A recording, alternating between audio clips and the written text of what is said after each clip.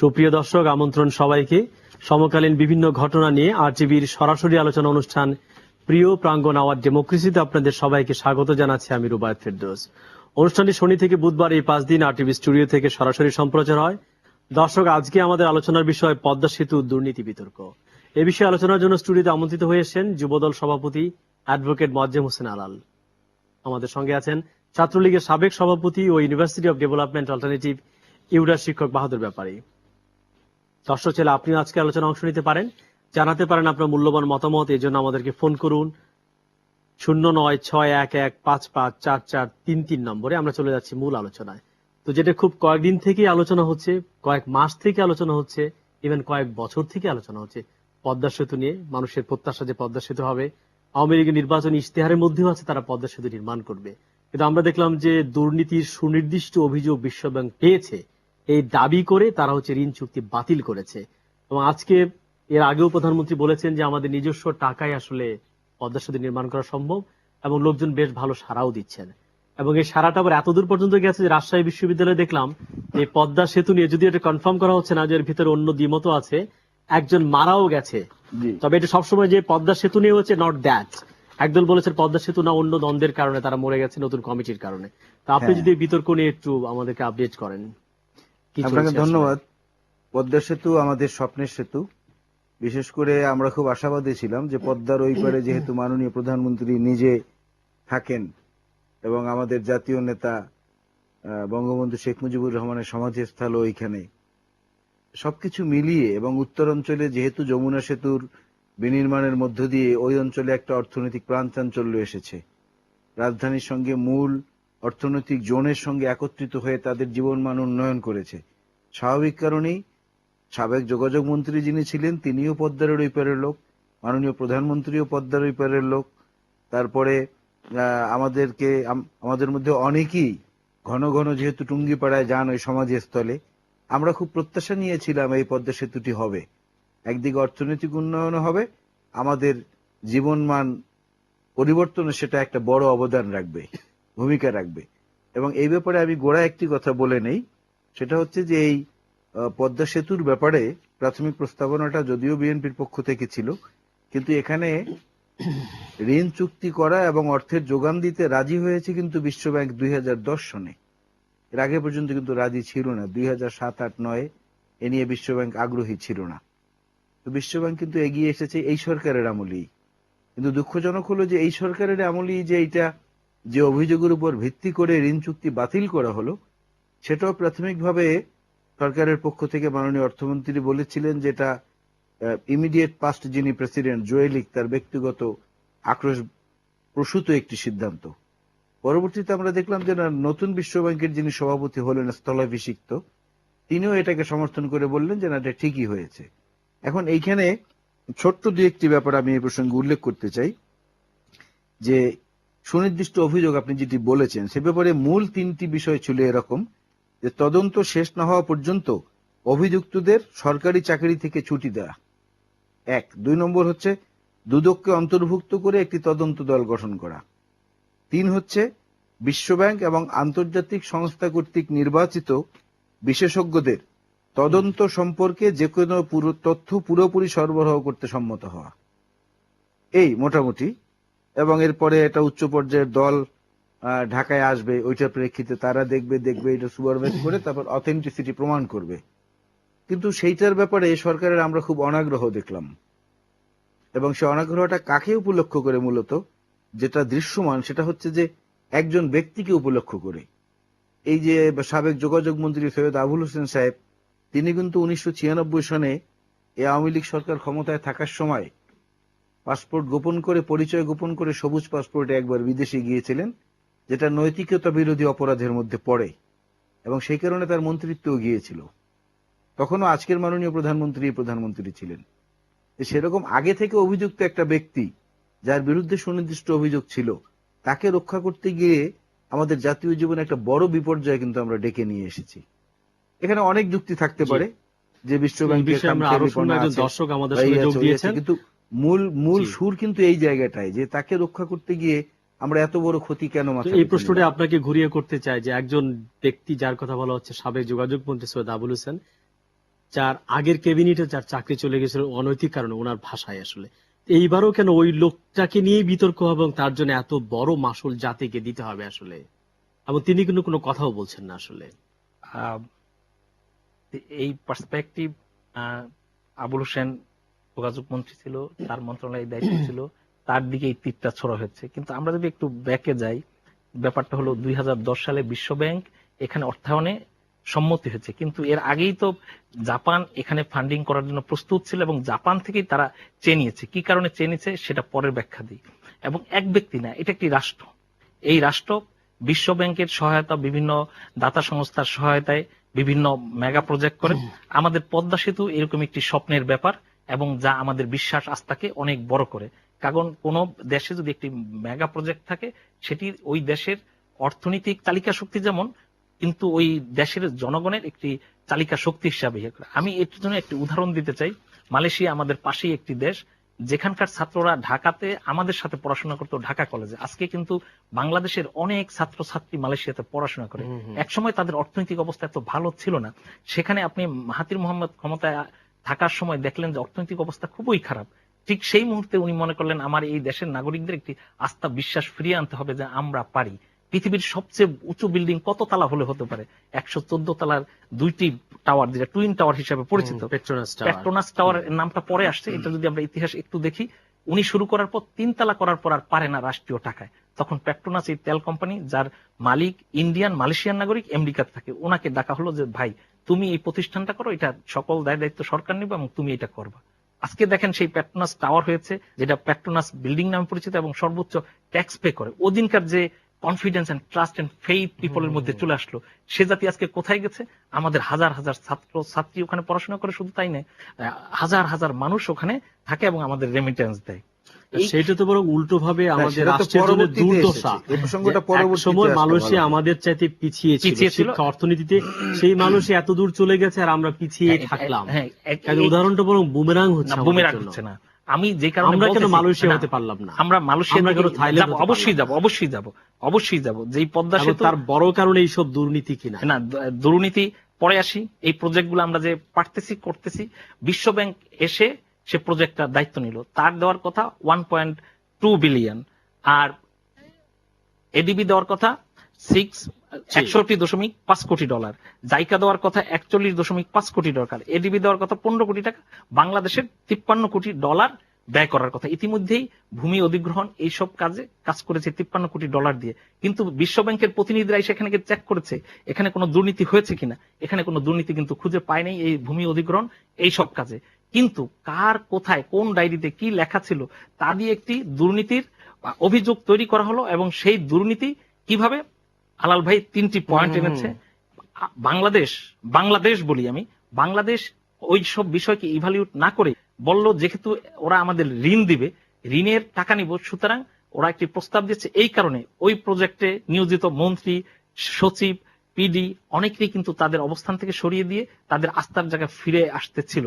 কিন্তু 14 মাস আগে এই সাইন হয়েছে যে ওরা আমাদের ঋণ দিবে, কিন্তু 14 মাস না। কিন্তু বিশ্ব ব্যাংক কিন্তু একদম সুনির্দিষ্ট দুর্নীতির অভিযোগ পেয়েছে, যেরকম 12টি প্রশ্নের উত্তর তারা কিন্তু দিয়েছে, যে সাবেক যোগাযোগ মন্ত্রী সাকো ইন্টারন্যাশনালের সঙ্গে কারা কারা কথা বলেছে সে নাম ধরে কিন্তু তারা কথা বলেছে। কথা বলা এবং ডায়েরিতে লেখা জিনিস দিয়ে তো আপনি দুর্নীতি। এখানে তো কানাডিয়ান কর্তৃপক্ষ হচ্ছে ঘুষ চাওয়াটাই অপরাধ, যে কারণে কানাডিয়ান কোম্পানি লোকদেরকে তারা কিন্তু জব্দ করেছে।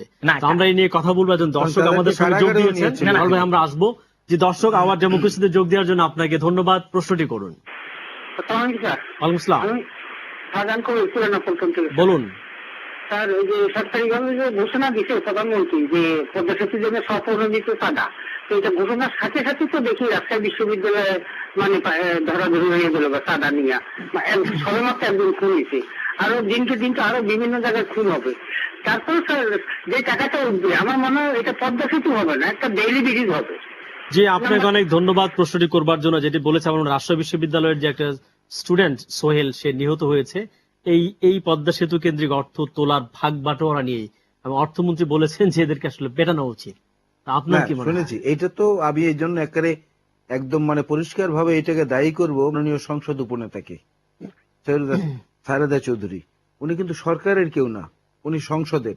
উনি নীতি নির্ধারণী বিষয়ে সংসদে প্রস্তাবনা দিতে পারেন, হুম। কিন্তু উনি ঘোষণা দিয়ে ছাত্রলীগকে দায়িত্ব দিয়েছেন। আমি অবশ্যই একথা স্বীকার করব যে এই ছাত্রলীগ বাহাদুর ব্যাপারীদের নেতৃত্ব দেওয়া সেই ছাত্রলীগ না। এই ছাত্রলীগ তো ফয়ল আহমেদের কিংবা যে অন্যান্য নেতৃবৃন্দ যারা একসময় ডাক সাইটের নেতারা দিয়ে সেই ছাত্রলীগ এটা না। কোন ছাত্রলীগ আসলে? এই ছাত্রলীগ এটা নবরূপে আবির্ভূত হয়েছে। কোন রূপে? রূপটা কি? শুরু থেকেই টেন্ডারবাজি, চাঁদাবাজি এবং আভ্যন্তরীণ দ্বন্দ্ব কোন্দলে অনেকে নিহত হয়েছেন এখন পর্যন্ত, এবং সবগুলোর মধ্যে টেন্ডারবাজি, ভাগ বাটোয়ারা, চাঁদাবাজি নিয়ে ঝগড়াঝাটি। অন্য ছাত্র সংগঠনের জি। সঙ্গে তো আছেই, কিন্তু তার চেয়ে অনেক বেশি অন্তর্দ্বন্দ্ব, এই অধঃপতনটা কেন? আপনি তারা এক মারা সময় গেছেন। ছাত্রলীগের সভাপতি ছিলেন, আপনি যদি বলেন মারা কেন গেছেন, অধঃপতন? সেই ধসটা নেমেছে। ধসের কথা উনি বলেছেন, হ্যাঁ। এবং না, যেটা দর্শক আশঙ্কা করেছেন সেই আশঙ্কার মধ্য দিয়ে তার মধ্যে কিন্তু হতাশাও চলে এসেছে। আরো লাশ পড়বে, আরো লাশ পড়বে আশঙ্কা উনি করেছেন। সুতরাং এই জিনিসটাকে আবার ঘোষণা দিয়ে টোটালি ইমিডিয়েট বন্ধ করা উচিত। বন্ধ করার দরকার নেই। ইতিমধ্যেই আপনারা জানেন বাংলাদেশ একটি ডিজিটাল বাংলাদেশে রূপান্তরিত হওয়ার পথে। সেখানে 7 কোটি মানুষ মোবাইল ব্যবহার করে। এখানে আর এই বক্স নিয়ে বা কেউ চাঁদা দেওয়ার দরকার হয় না। এবং ইতিমধ্যেই আপনারা জানেন 2টি অ্যাকাউন্টের কথা বলেছে। শুধু এই অ্যাকাউন্ট দিয়ে শেষ করা যাবে না, কারণ এখানে 15,25,18,125 জন নাগরিক বাংলাদেশ আছে। এর মধ্যে 7 কোটি মোবাইল ব্যবহার করে। আপনি জানেন মেসেজ দিলে টাকা চলে আসে। তারপর বিকাশ, ডাচ বাংলা, ব্র্যাক ব্যাংকের না, এগুলো পদ্ধতি জানি, কিন্তু এইগুলি কি তুললে কি ছাত্রলীগ কি মুড়ি বই বন্ধ করবে? মুড়ি বই মুড়ি বই নিয়ে কিন্তু নেমে গিয়েছে। মুড়ি বই আছে কিন্তু চাঁদাবাজি করে নাই। যে ঘটনা মুড়ি বই নিয়ে নেমে গেছে, যেই ঘটনা রাজশাহী ইউনিভার্সিটির, সেটি ভিসি একটি উদ্যোগ নিয়েছে যে আমরা এখান থেকে টাকা দিব, একটি বক্স তৈরি করেছে সেখানে। কিন্তু গণমাধ্যমে যে রিপোর্ট প্রচারিত হয়েছে এবং প্রকাশিত হয়েছে তা আমি পাঠে যেটা দেখেছি, এখানে স্পষ্ট ছাত্রলীগের যে ঘটনা গতকাল ঘটেছে, দুই পক্ষের মধ্যে অন্তর্কোন্দল হতে পারে, কিন্তু চাঁদাবাজি না। আমি এটা অ্যাসিওর করতে চাই, চাঁদাবাজি না। যেটা পদ্মা সেতু নিয়ে, এটা অন্তর্দলীয় কোন্দল হতে পারে। সেই কারণে কাদেরকে পেটাতে বললেন? অর্থমন্ত্রীর কাছে বলা প্রশ্ন করা, চাঁদাবাজ বলেছেন যে চাঁদাবাজ তাদের, কিন্তু এখানে তো ওরা চাঁদাবাজি করেনি, ওদের অন্তর্কলহ মারা গেছে এবং ছাত্রলীগ সেই ব্যবস্থা নিয়েছে। বহিষ্কার ইতিমধ্যে পুলিশ গ্রেফতার হয়েছে। ওদের কেউ কেউ কিন্তু মিডিয়াতে স্বীকারও করেছে জাতির কাছে, এবং তার কাছে বলতে চাই এখানে চাঁদাবাজি করার সুযোগ নাই। 2012 সালের জুলাই মাসে বসে আমরা বলতে চাই বাংলাদেশ সে জায়গায় নাই বক্স নিয়ে টাকা তুলে এই পদ্মা সেতু করতে হবে। আমাদের এই দর্শক হয়তো জানে না, বাংলাদেশের যে বৈদেশিক মুদ্রা রিজার্ভ থাকা উচিত তার চেয়ে বেশি আছে। $10.5 বিলিয়ন বাংলাদেশের রিজার্ভ আছে। বাংলাদেশের 3 মাসের অর্থনৈতিক কর্মকাণ্ড পরিচালনার জন্য দরকার $9 বিলিয়ন। সেখানে $1.5 বিলিয়ন অতিরিক্ত আছে। তাইলে বাংলাদেশ ব্যাংক বলেছে যে $1.5 বিলিয়ন দিবে, তাহলে বাকি থাকে কত? $1.4 বিলিয়ন। আমাদের আমদানির জন্য বৈদেশিক মুদ্রা রাখতে হবে, করতে পারি না। না, $9 বিলিয়ন তো আমাদের আরো প্রায়োরিটি খাতগুলো কিন্তু রয়ে গেছে। $9 বিলিয়ন থাকবে এবং $9 বিলিয়ন বাংলাদেশের সকল প্রায়োরিটি খাত ব্যবহৃত হওয়ার পরেই কিন্তু অর্থনীতিবিদরা বলছেন এর ফলে কিন্তু খরচ অনেক বেড়ে যাবে, আমাদের দায় অনেক বেড়ে যাবে। $1.4 বিলিয়ন ইকুয়াল টু 11,575 কোটি টাকা। এটা একদিনে ব্যবহৃত হবে না, কারণ এই পদ্মা ব্রিজ তৈরি করতে 3 থেকে 3.5 বছর লাগবে বা 5 বছর লাগে। আমরা যদি ভাগ করি তাহলে কত টাকা আসে? সেটা যদি $3,000 আসে, বাংলাদেশের যে মেগা বাজেট $1,92,000 কোটি টাকার যে বাজেট, সেই বাজেট গত 3 বছরের আগের চেয়ে 3 গুণ বড় বাজেট। সেখানে এই কিন্তু সাধারণ মানুষরা আমরা টাকা দিতে রাজি, আমরা শিক্ষকরা বলা হয়েছে আমরা টাকা দিতে রাজি, কিন্তু এই টাকাটা সেই মন্ত্রীগুলাই তো, সেই দুর্নীতিবাজ এমপি গুলাই তো, সেই সচিবরাই তো হ্যান্ডেল করবে। কি আস্থা আছে আমার দেওয়া টাকাটা আবারও দুর্নীতিগ্রস্ত হবে না? এই নিশ্চয়তা কে দিবে? This is the people. আমি দিতে রাজি আছি, আমার কোনো আস্থা কিন্তু নাই। আমি যেহেতু একটি দলের প্রতিনিধিত্ব করতে এসেছি, সেই দলের দায়িত্ব নিয়ে বলতেছি, এই আস্থার জায়গা মানুষ ফিরতে পারবে এ কারণে।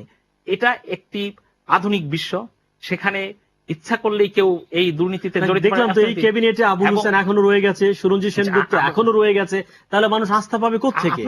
একজনেরও তো বিচার হলো না। $53 কোটি টাকা এই ভূমি অধিগ্রহণ অন্যান্য কাজে ব্যবহৃত। সেখানে তো এই কানাডিয়ান কোম্পানি সহ বিশ্ব ব্যাংকের অনেক লোক এসে তদন্ত করে কোন দুর্নীতির যে একজন দর্শকের প্রশ্ন যোগ দিয়েছেন, আমি প্রশ্নটা নিয়ে আমি আপনার কাছে ফিরব। সঙ্গে সঙ্গে দর্শককে দিবেন। জি, দর্শক আপনার পরিচয় দিয়ে প্রশ্নটি করুন। প্রশ্নটি করুন। পদ্মা সেতু নিয়ে কথা বলতে চাই। আরো ভালো ওয়ালাইকুম আসসালাম, বলুন। আমার প্রশ্ন, পদ্মা সেতু নিয়ে আমাদের অনেক শুনতে এখন আকাঙ্ক্ষা লাগছে। সেই আকাঙ্ক্ষা হলো যে আবুল হোসেনকে কেন্দ্র করে এত কথা হলো, সে আবুল হোসেন কোথায়? তিনি কেন তার ভাইয়ের মৃত্যু থেকে একটা টক শোতে একটা বক্তব্য দিচ্ছেন না? সেখানে প্রধানমন্ত্রীকে কেন এই ভাইয়ের মৃত্যু বহন করতে যে আপনাকে অনেক ধন্যবাদ। এই প্রশ্নের উত্তরে আমি আলাল ভাইকে জিজ্ঞেস করবো, আবুল হোসেন কেন নিশ্চুপ, না। যাকে নিয়ে এত কথা? হ্যাঁ, আমারও কথাটা সেখানে। আমি দুটি ছোট্ট বিবৃতি, আপনি যে কথাগুলো বলেছেন বিশ্ব ব্যাংকের, আমার সম্মানিত নেতা বাহাদুর ব্যাপারী সাহেব বক্তৃতার আকারে আবেগে অনেক কিছু বলেছেন। তো আবেগে যদি বাংলাদেশটাও স্বাধীন হতো আমি একমত হতাম। বঙ্গবন্ধু স্বাধীনতার আহ্বান জানিয়েছিলেন, কিন্তু যুদ্ধটি কিন্তু করতে কিন্তু হয়েছে। আবেগটাও দরকার ছিল। না, ঠিক আছে, যুদ্ধটা কিন্তু করতে হয়েছে, এবং সেই যুদ্ধটা এত কণ্ঠকাকীর্ণ ছিল না, মানুষের স্বতঃস্ফূর্ত স্ফুরণ ছিল সেখানে। কিন্তু এখানে হচ্ছে বিশ্বাসযোগ্যতার অভাব, যে কথাটা আপনি বলেছেন, যে মানুষ কেন দিলে সেটা বেহাত হবে না, এরকম নিশ্চয়তাটা কোথায় আছে? আপনি দেখেন বিশ্বব্যাংক তাদের প্রথম চিঠিতে যেটা বলেছে, যে ওয়ার্ল্ড ব্যাংক প্রোভাইডেড এলিগেশন না, কিন্তু provided evidence from to investigations to the prime minister as well as the Minister of Finance and the Chairman of Anti-Corruption Commission. এটা একটা দিছে সেপ্টেম্বর 2011-তে, আরেকটা দিছে এপ্রিল 2012-তে। দুটি ভিন্ন তদন্ত থেকে প্রাপ্ত সাক্ষ্য প্রমাণ প্রধানমন্ত্রী, অর্থমন্ত্রী এবং দুর্নীতি দমন কমিশনকে দিয়েছে। সর্বশেষ যে চিঠিটি দিয়েছে বিশ্বব্যাংক চুক্তি বাতিলের পরে, সেখানে বলেছে World Bank cannot, should not and will not turn a blind eye to evidence of corruption, because we have both an ethical obligation and fiduciary responsibility to our shareholder and idea donor countries. তো এত বড় কথা বলার পরেও আমরা সেই বিশ্ব ব্যাংকের সঙ্গে যুদ্ধ ঘোষণা করতে যাচ্ছি কেন? সংসদ উপনেতা বলছেন আমরা এইসব পরোয়া করি না, আমরা আমেরিকার বিরুদ্ধে যুদ্ধ করেছি, এই করেছি ওই করেছি, এটা না। লজিক্যালি পদ্মা সেতু আমরা চাই, লজিক্যালি এবং ইথিক্যালি এই দায়ভার যদি কোনো গোষ্ঠীর উপর থেকে থাকে, কাগজপত্রগুলো প্রকাশ করে দেন, আমরা তখন বিশ্ব ব্যাংকের বিরুদ্ধে আবার সে 71-এর মতো চেতনা। বিএনপির সময় আমরা জানি বিশ্ব ব্যাংকের 7টি চুক্তি কিন্তু বাতিল হয়েছে। হ্যাঁ, হয়েছে, করেনি হয়েছে। কাজে বিএনপি যে এই ব্যাপারে খুব নির্দোষ সেটা কিন্তু বলা যাচ্ছে না। আমি কিন্তু এখানে বিএনপি আওয়ামী লীগ প্রসঙ্গে যেতেই মানে আমাদের জায়গাটা কই? আমরা তো দাঁড়ানোর জায়গা চাই। বিএনপি কে বাদ দিয়ে আওয়ামী লীগকে নিয়ে আসে, কিন্তু আমাদের দাঁড়ানোর জায়গা তো থাকে না। আমি এখানে বিএনপি আওয়ামী লীগের প্রসঙ্গে কিন্তু যাইনি। আনতে হবে এই কারণে, কারণ তারাই রাষ্ট্রগুলো চালায়, তারাই সরকারগুলো চালায়। আমি আপনাকে বলি, তাহলে আপনি এটা ভালো প্রশ্ন এনেছেন। সেটা হচ্ছে যে স্বাধীনতার পর থেকে এখন পর্যন্ত এই বিশ্ব ব্যাংক আমাদেরকে দিয়েছে 251টি প্রকল্পের বিপরীতে 1680 কোটি মার্কিন ডলার। এটা কিন্তু বঙ্গবন্ধু শেখ মুজিবের আমল থেকে শুরু হয়েছে এবং এখন পর্যন্ত। তাই সে বিশ্ব ব্যাংক হঠাৎ করে আমাদের উপরে বৈরী হবে কেন? যুক্তিটা কোথায় যে আমরা যে আজকে তাদেরকে হোস্টাইল করছি বারবার? তারপর হলো, তো এই নিয়ে আমরা আরো কথা বলবো এই পর্যায়ে, না আমরা বিরতিতে যেতে হবে? আমরা ফিরে আসবো, বাজেটের কথা বলেছি, বিরতিতে যাব। আলাল ভাই প্লিজ। দর্শক মন্ডলী, এবার ছোট্ট একটি বিরতি নিচ্ছি, আমাদের সঙ্গেই থাকুন, একটু পরেই আমরা ফিরে আসবো।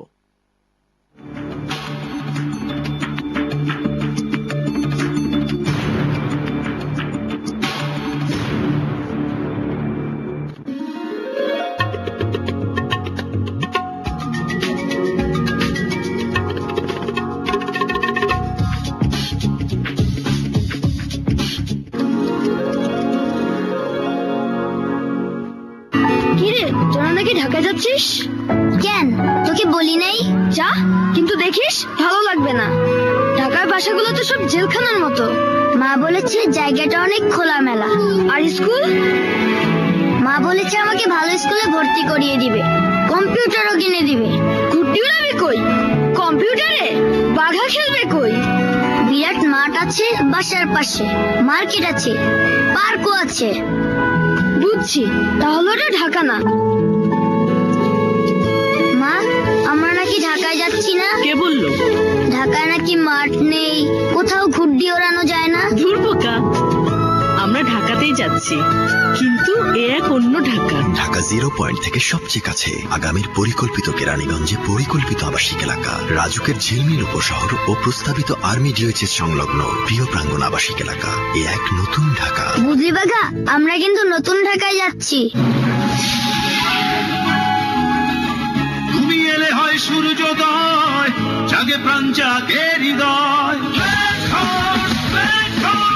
ব্ল্যাক হর্স এখন স্ট্রবেরি স্বাদে। স্ট্রবেরির নির্যাস থেকে তৈরি ব্ল্যাক হর্সের প্রতিটি ক্যান এবং পিইটি বোতলের সাথে আছে একটি স্ক্র্যাচ কার্ড। কার্ড ঘষলেই পাবেন প্রাইভেট কার, মোটরসাইকেল, রঙিন টিভি, মোবাইল ফোন, দেয়াল ঘড়ি, ব্ল্যাক হর্স ক্যাপ অথবা নিশ্চিত ক্যান্ডি। ব্ল্যাক হর্স স্ট্রবেরি স্বাদে। Black horse, source of power.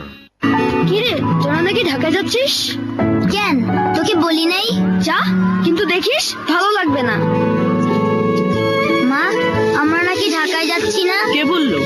ঢাকায় নাকি মাঠ নেই, কোথাও ঘুরডি ওড়ানো যায় না। ধুর বোকা, আমরা ঢাকাতেই যাচ্ছি, কিন্তু এ এক অন্য ঢাকা। ঢাকা 0 পয়েন্ট থেকে সবচেয়ে কাছে, আগামীর পরিকল্পিত কেরানীগঞ্জে পরিকল্পিত আবাসিক এলাকা, রাজুকের ঝিলমিল উপশহর, প্রিয় প্রাঙ্গণ আবাসিক এলাকা, এ এক নতুন ঢাকা।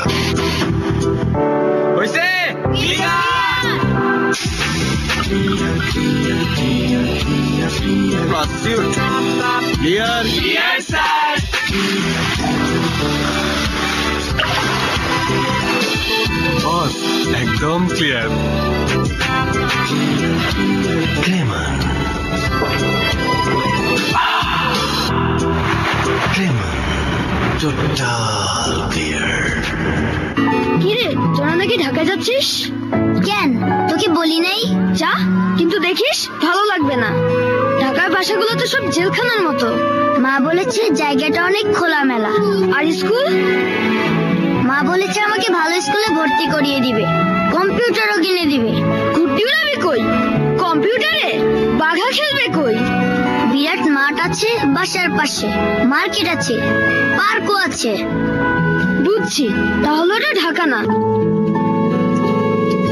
মা, আমরা নাকি ঢাকায় যাচ্ছি না? কে বললো?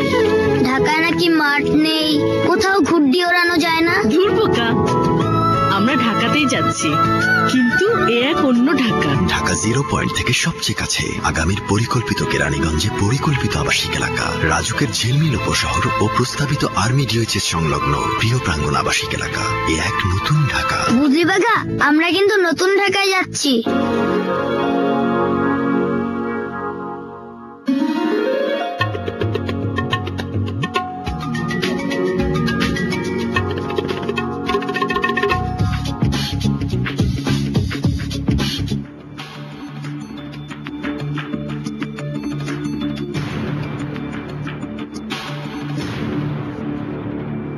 প্রিয় দর্শক, বিরতির পর আপনাদের আবারও স্বাগত। দেখছিলেন প্রিয় প্রাঙ্গণ আওয়ার ডেমোক্রেসি।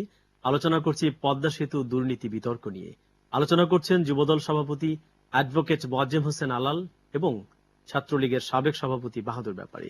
তো বিরতির আগে যে প্রশ্নটি আপনি শেষ করতে পারেন, যদি আপনি বলেন। না, আমি সংক্ষেপে বলছি। এটা যেটা বাহাদুর ব্যাপারী বলেছেন, আমিও কিন্তু তার সঙ্গে প্রচন্ড আশাবাদী হতে চাই, কিন্তু বাস্তবতা কি বলে সেটা হচ্ছে বিষয়। উনি বাজেটারি প্রভিশনের কথা বলেছেন, ফরেন রিজার্ভের কথা বলেছেন, অল্টারনেটিভ সোর্স, এডিবি, জাইকা ইত্যাদি কথা বলেছেন।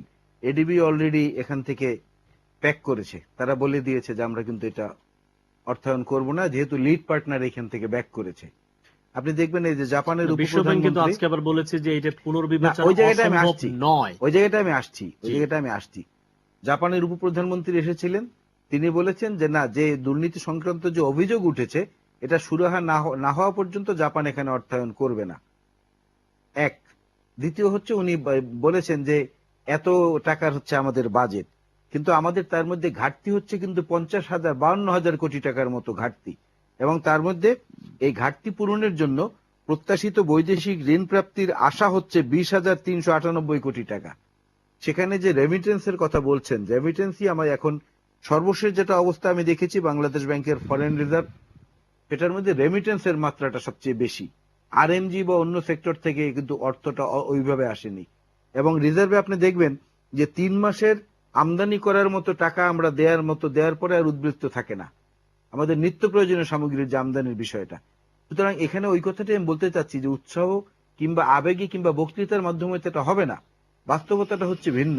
নিজস্ব অর্থায়নে হলে এর চেয়ে বেশি, আমাদের চেয়ে বেশি খুশি কেউ হবে না, কারণ আমরা তখন স্বাধীন জাতি হিসেবে মাথা তুলে দাঁড়াতে পারবো। সম্ভব কিনা সে বাস্তবতা বিবেচনা সেটা করতে আদৌ হবে। সম্ভব তো আপনি যদি বলেন মাননীয় প্রধানমন্ত্রী, না আপনি বলেছেন মাননীয় প্রধানমন্ত্রী একটা পয়েন্ট বলেছেন যে এই বিশ্ব ব্যাংকের না পাওয়ার কারণে একটা বড় কারণ হচ্ছে প্রফেসর ইউনূস। না, বিশ্বব্যাংক প্রফেসর ইউনূসকে তিনি দায়ী করেছেন বিশ্ব ব্যাংকের এই ঋণ চুক্তি বাতিলের কারণে প্রচ্ছন্নভাবে। আপনি কি মনে করেন ইউনূস কিভাবে দায়ী? ওই প্রসঙ্গ আসার আগে বিশ্বব্যাংক সম্বন্ধে দুটা কথা যদি একটু পিন পয়েন্ট করি। পিন পয়েন্ট ইউনূস সাহেব তো দেশে বিদেশে খুবই নামি দামি ব্যক্তি, নোবেল লরিয়েট। আমি বিদেশে গিয়েছি, ইউরোপের বিভিন্ন জায়গায় তার এই সকল প্রশংসিত হয়েছে এবং কর্মকাণ্ড হয়েছে। কিন্তু বাংলাদেশের একজন নাগরিক হিসাবে, দক্ষিণবঙ্গের নাগরিক হিসাবে আমরা দেখেছি অনেক কিছু। কিন্তু আমি এই অনুষ্ঠানের মাধ্যমে শ্রোতা দর্শকদের কাছে জানতে চাই, বাংলাদেশে একটি জায়গা ছিল মঙ্গা পীড়িত এলাকা, এই সবাই চিনেন, কুড়িগ্রাম। সেখানে কার কার কি প্রজেক্ট ছিল আমি জানি না। সেখানে কিন্তু মঙ্গা অনেক দিন লেগেছিল, প্রতি বছরই দেখতাম খরার সময় মঙ্গা, কিন্তু আজকে সেই অঞ্চলে আর মঙ্গা নেই। কি কারণ নেই? মাননীয় প্রধানমন্ত্রী গতবার যখন ক্ষমতায় আসছিলেন তখন একটি বাড়ি একটি খামার, ভিজিএফ কার্ড, এই সব সামাজিক বন্ধনের মধ্যে নিয়ে আসে এই জায়গাগুলোকে না, আমি ইউনুস প্রসঙ্গ যাচ্ছি না, যে মাননীয় প্রধানমন্ত্রী যেটা বলেছেন, এই ইউনুস প্রসঙ্গ তিনি ঠেকিয়ে দিয়েছেন কিনা, এটা তিনি ঠিকিয়ে দিয়েছেন কিনা সেটা পরের ব্যাপার, কিন্তু বিশ্ব ব্যাংকটি আমি বলি, বলেন একটি বিশ্ব ব্যক্তি একটু ব্যক্তি বিশ্ব ব্যাংক নিজে দুর্নীতির বিরুদ্ধে এখানে অনেক চিঠি দিয়েছেন, বলেছেন, কিন্তু বিশ্ব ব্যাংকের সদ্য বিদায়ী প্রেসিডেন্ট যখন দায়িত্ব পেলেন 2007 সালে প্রথম বক্তৃতা দিচ্ছেন উনি, তিনি বলতেছেন, the seriously challenges ahead in overcoming the cancer of corruption in operation supported by the bank. বিশ্ব ব্যাংকের প্রেসিডেন্ট নিজেই বলতেছে তার এই ব্যাংক যেখানে অপারেশন করে সেখানে দুর্নীতি আছে, সেই দুর্নীতি নিরসনেই তার সেই সমালোচনা করার নৈতিক অধিকার কি আওয়ামী লীগ বিএনপির আছে কিনা? কারণ তারা কিন্তু সবসময় ঋণের জন্য আমরা ধর্ণা দিতেন। আপনি যদি জানেন এটা, এখন আপনি কিভাবে একটা সাম্রাজ্যবাদ বিরোধী একটা বাম রাজনৈতিক দলের মতো কথা বলেন না, যেখানে আপনি ঋণের জন্য ধর্ণা দিয়েছেন। এখনো 35টি প্রকল্প চলমান এই দেশে, এবং যাকে আমি পছন্দ করলাম, যার সৌন্দর্যে, যার শারীরিক গঠনে, সবকিছুতে আমি আকর্ষিত হচ্ছে স্বাধীনতার পর থেকে, হঠাৎ করে তাকে কলগার বলে ফেলবো, তার সঙ্গে আমার মিলন না হলেই, এই অ্যাটিচিউডটা তো ভালো না। বাস্তবতার সঙ্গে মিলিয়ে তো এটা করতে হবে। এখানে দুর্নীতির অভিযোগ আসছে, কিন্তু এখানে একটি জিনিস অনেক দিন আগে যখন ইভ্যালুয়েশন চলছিল কনসালটেন্সি নিয়োগে, আমরা দেখেছি একটি প্রতিষ্ঠানকে কাজ দেওয়ার জন্য বিভিন্ন গণমাধ্যমে এস নিয়ে আলাপ হয়েছে। চাইনিজ একটি কোম্পানি, সেই কোম্পানির কিন্তু কাজ পায়নি। কি কারণে? চায়নার সাথে বিশ্ব ব্যাংকের কি সম্পর্ক, সেই সম্পর্ক আপনারা অনেক ওয়ার্ল্ড স্ট্রিট জার্নালে খোঁজ করে পাবেন যে চায়না সাথে তাদের কি সম্পর্ক। চায়না এক সময়, আমরা জানি বিশ্ব ব্যাংক সাম্রাজ্যবাদের পক্ষে কাজ করে, অনেক দুর্নীতিতে আকণ্ঠ নিমজ্জিত, অনেক থার্ড ওয়ার্ল্ড কান্ট্রির দেশকে ধসিয়ে দিয়েছে, কিন্তু সেই বিশ্ব ব্যাংকের সঙ্গে তো আওয়ামী লীগ বিএনপির আঁতাত চলছে।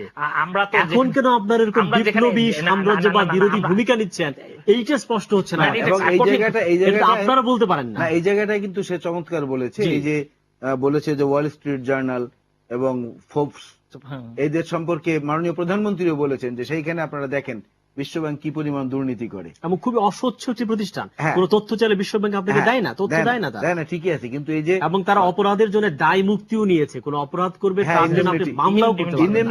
কতটা নৈতিকভাবে দেউলিয়া একটি প্রতিষ্ঠান বিশ্ব ব্যাংক, কিন্তু ওই যে আমি বললাম আপনাদের বলার রাইট নাই। ওই যে আমি বললাম যে স্বাধীনতার পর থেকে 1,000 কোটি টাকা বিনিয়োগ, এতগুলো প্রকল্প এখন বিদ্যমান, তো হঠাৎ করে আমরা তাকে এটা কিভাবে বিপ্লবী কেন হয়ে উঠলো?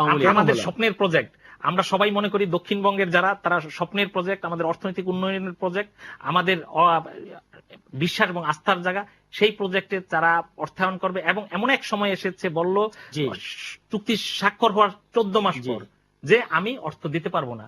এখানে এখনো আমি আবার বলি যে যেখানে অর্থ ছাড় হলো না, সেখানে তুমি দুর্নীতির গন্ধ পেলে। আরেকটা পয়েন্ট বলি, আজকে যোগাযোগ মন্ত্রী ওবায়দুল কাদের বলেছেন যে প্রথম পদ্মা সেতু যেটা নির্মাণই হয় নাই, সেইটা নিয়ে তিনি কথা বলতে পারবেন না, দ্বিতীয় পদ্মা সেতু নিয়ে কথা বলতে চান। তো জনগণকে কি মনে করে?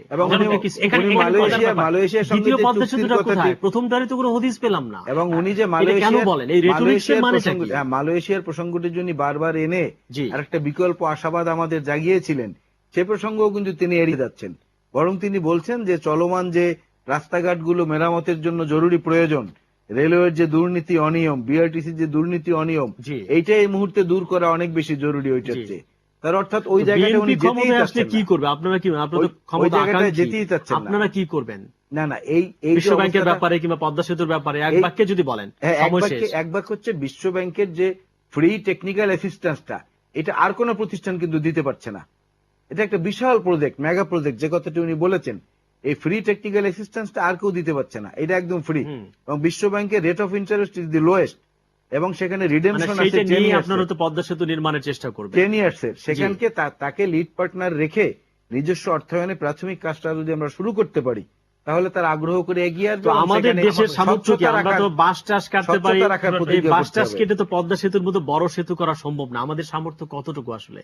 আমি গ্রামের যদি ছোট হুকুম দেওয়া শাখাও তো নাও পারি, বানিয়েছি, তোমাদের যা যা আছে তাই এরকম নিয়ে প্রস্তুত থেকো। এটা দিয়ে দেশ স্বাধীন করে ফেলেছি। তা ঠিক, আজ কিন্তু এটা ম্যাডাম দোতলা খালেদা সেতু জিয়া- হবে কিনা আমাদের গ্রামে, তাহলে আজ বাস ম্যাডাম কেটে আমরা খালেদা রাজি জিয়া এবং থাকবো। বিএনপি তারা বলেছে আমরা 2টি আবুল পদ্মা হোসেন সেতু যদি করব। ডাক এখানে দেয় আমরা কিন্তু বাস কেটে বাংলাদেশ রাজি আওয়ামী লীগ আসলে। এবং হ্যাঁ, বিএনপি পারবো না। দুই পক্ষ থেকেই বলা হয়েছে, সরকারের মহাজোট আর ওদিকে বিএনপি এবং তার নেত্রী বলতেছে আমরা 2টি সেতু করব। তখন আমরা এই জাতি 15 কোটি 25 লক্ষ লোক আশায় বুক বেঁধে ফেলেছি এখানে 2টি পদ্মা সেতু হবে এবং সেই সেতু সেটা কি আমাদের- বাঁশ দড়ির No, পদ্মা no, সেতু হবে কিনা? যেই ডিজাইনে সোনালী হয়েছে, স্টিল ফ্রেমের বড় ভাই, হবে? যেই ডিজাইনে হয়েছে সেই ডিজাইনই হবে। আশায় বুক বাঁধতে আশায় ভাল বুক লাগে, বাঁধা। কিন্তু এবং কতটুকু যেহেতু- রিয়েলিস্টিক আসলে? না, যেহেতু দুই দল মানে দুই না বিরোধী দল এবং সরকারি দল ঐক্যবদ্ধভাবে বলে 2টি সেতু করবে, কারণ বঙ্গবন্ধু মারা যাওয়ার জি। পর 17 বছর বিএনপি ক্ষমতায় ছিল, কখনোই বলে নাই একটি সেতু বানাবে। কিন্তু না, না, এখন যমুনা বলতেছে- সেতু বিএনপি এখন নির্বাচনী বলছে- ইশতেহারে ছিল, এখন ঠিক না? বলছে যে আমরা 2টি কথাটা। সেতু করব এবং আমরা মনে করি এই টেনিউরি একটা শুরু হইলে এটা তো আমাদের দেশে কে তাহলে তখন আমাদের কি ক্ষমতায় প্রস্তুতি কি থাকবে সেটা বলেন? 2টি সেতু হবে। মানে দড়ি বাঁশ এগুলো No, কেটে রেডি দড়ি রাখবো বাঁশ। কিনা? এখানে যেভাবে কি তৈরি বলেন? হয়েছে, আমাদের কি যেভাবে- করা দরকার? শোনেন, যে বুঝতে পারছি না। আশাবাদের কথা সে বাসটার বলছে, আছে, আমাদেরও আছে, আমি হ্যাঁ, সেই বলতে আমি পারি, সেই হ্যাঁ। আশাবাদী, আমিও আশাবাদী হতে ইচ্ছুক। জি। কিন্তু আমার প্রশ্ন হচ্ছে, মাননীয় প্রধানমন্ত্রী যেভাবে আশাবাদ জাগাচ্ছেন যে অমুকে টিফিনের পয়সা দিতে চাচ্ছে, অমুকে বলেছে যে আমি একবেলা বাজারের পয়সা দেব, মন্ত্রীর 1 মাসের বেতন দিবেন, আমরাও দিতে রাজি এটা আছি। আমি নিজে আমি কিন্তু আমি আমার অর্থের ব্যক্তিগতভাবে নিশ্চয়তা চাই। আমি ব্যক্তিগতভাবে রাজি আছি। যে ক্যাবিনেটে অর্থের এরকম নিশ্চয়তা চোরের চাই। অভিযোগ আছে, দুর্নীতির হ্যাঁ। অভিযোগ আছে, তার অর্থের- হাতে আমার টাকাটি কতটা আমরা নিরাপদ, এটা আমার যথোপযুক্ত কষ্টের টাকা। সেইটাই যথোপযুক্ত ব্যবহারের নিশ্চয়তা চাই, এবং একই সঙ্গে মনে রাখতে হবে যে ওই খাইবার গিরিপথে কিংবা সাহারা মরুভূমিতে জল ঢেলে ওটাকে প্রশান্ত মহাসাগর বানানো যায় না, 1-2 বালতি করে ঢেলে। জি। সেই কিন্তু বাস্তবতা এই আমাদের দুর্নীতির অভিযোগ তো বিএনপির বিরুদ্ধে আরো বড় ছিল, তারাই যে আবার দুর্নীতি করবে না আসলে তা নিশ্চয় তো আমরা কিন্তু চাই। ডেফিনেটলি এই খাম্বা নিয়ে, বিদ্যুৎ নিয়ে অনেক কাহিনী আমরা অবশ্যই, শুনেছি, সেটা তো অর্থ জানি, পাচার নিয়ে, সেটা সেগুলো আমরা জানি। সেই আমরা যদি স্বচ্ছতা তো আমাদের সবার আস্থার আগে জায়গা প্রয়োজন। কই? যদি বিএনপি আবার এই ঘটনার পুনরাবৃত্তি করে, সেই কলঙ্কের বোঝা বিএনপিকে বইতে হবে। মোশাররফ বিএনপি হোসেনের পদ থেকে জাতিকে বলতে বেরোনো হয়, কিন্তু that's এই- very থেকে important. শিক্ষা নিয়ে, এবং ওই যে বিএনপি আওয়ামী লীগের কথা উনি বলছেন, বিএনপি আওয়ামী লীগ এখানে মূল বিষয় না, বাংলাদেশ। এখানে মূল বিষয় হচ্ছে বাংলাদেশ, এই দেশের 15 কোটি মানুষ, তাদের সদিচ্ছার প্রতি এটাকে ট্রান্সপারেন্ট রেখে এবং প্রতিজ্ঞাবদ্ধ হয়ে স্বচ্ছ রেখে তারপরে জি। এটাকে করতে হবে। বিএনপি সে ব্যাপারে তো অঙ্গীকার আপনাদের হবে। দুজনকে অনেক ধন্যবাদ আসবার জন্য, এই বিষয়ে কথা বলবার জন্য। আমরাও আশায় বুক বাঁধতে চাই যে সত্যি একটি স্বপ্নের পদ্মা সেতু নির্মাণ হোক। দর্শক মন্ডলী এতক্ষণ দেখছিলেন প্রিয় প্রাঙ্গণ আওয়ার ডেমোক্রেসি। অনুষ্ঠানটি আবারও প্রচার হবে পরদিন সকাল 6:20, বুধবার রাত 11:20 অন্য কোনো বিষয়ে অন্য কোনো অতিথির সঙ্গে হাজির হব। ততক্ষণ